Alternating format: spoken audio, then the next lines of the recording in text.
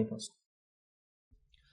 ایک اور حدیث میں نے پڑھا شیخ کہ پہلے آپ صلی اللہ علیہ وسلم نے فرمایا کہ میرے بعد خلیفہ ہوں گے، مطلب وہ میرے منہج پہ چلیں گے. اس کے بعد مملوکیت آئیں گی، پھر اس کے بعد ایسی حکومت آئیں گی جو مطلب حدیث میں جبریان کا لفظ ہے کہ جبر والی ہوں گی.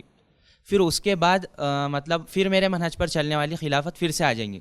تو کچھ اسکالرس نے اور علماء نے اس کا یہ استدلال لیا کہ جو میرے منہج پر جو پہلا آپ سے سامنے بولے وہ خلافت راشدہ ہے، پھر اس کے بعد جو مملوکیت بولے وہ خلافت بنو امیہ یا عباسیہ ہے، پھر اس کے بعد جو جبریان ہے وہ ان کو بولے جو انگریز ایسٹ انڈیا کمپنی جو ہے ان کو جبری بولے ہے، اور ابھی اس کے بعد تو کچھ منہج والی آئی نہیں. تو کیا یہ صحیح ہے اور منہج والی خلافت پھر سے آ سکتی ہے؟ جزاک اللہ. دیکھیے یہ جو حدیث ہے، حدیث کا معنی جو ہے جنرلی جو علماء نے لیا وہ یہ ہے کہ پہلے خلفاء راشدین ہوں گے، اس کے بعد جو ہے خلافت ہوں گی، پھر جابر ظالم لوگ آئیں گے، اور وہ نبی اکرم صلی اللہ علیہ وسلم کے فوراً بعد آنا شروع ہوگا، جس کے اندر ہم کئی نام بہرحال اس کے اندر لے سکتے ہیں. خود بنو امیہ کی جو لوگ خلیفہ کہلائے اس میں سے کچھ ایسے بھی تھے جنہوں نے جو ہے صحابہ کو بھی قتل کیا، پھانسیاں دی ان کو.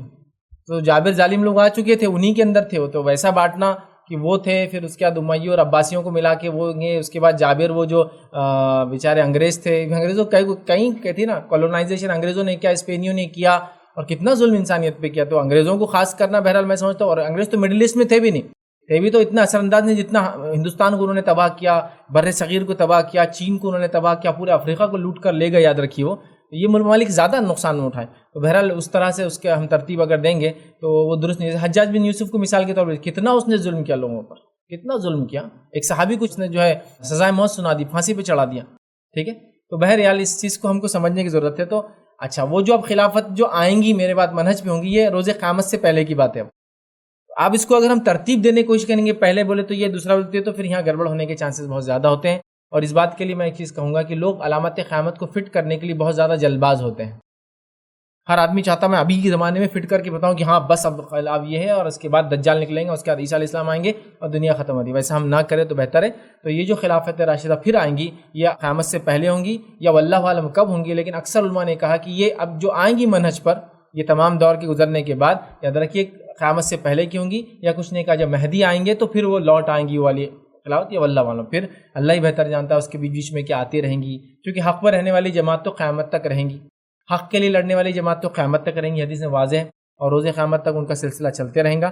واللہ عالم پھر کیا مانا. لیکن آپ جو ترتیب بول رہے ہیں وہ ترتیب تو میں کہوں گا درست نہیں ہے، کیونکہ بہت ہی تابعین کے زمانے میں اور صحابہ کے زمانے میں لوگوں نے ظالم حکمرانوں کو دیکھ لیا جو آپ سے آئیں گے بول کر، تو وہ آتے رہیں. لیکن وہ ترتیب جو آپ بولے کہ پہلے خلفاء راشدین، پھر یہ دونوں خلافت جو اچھی والی تھی، پھر یہ انگریز تھے جو جابر تھے، اور پھر اس کے بعد تو ویسا اس کو ترتیب دینا میرے حساب سے درست نہیں ہوگا.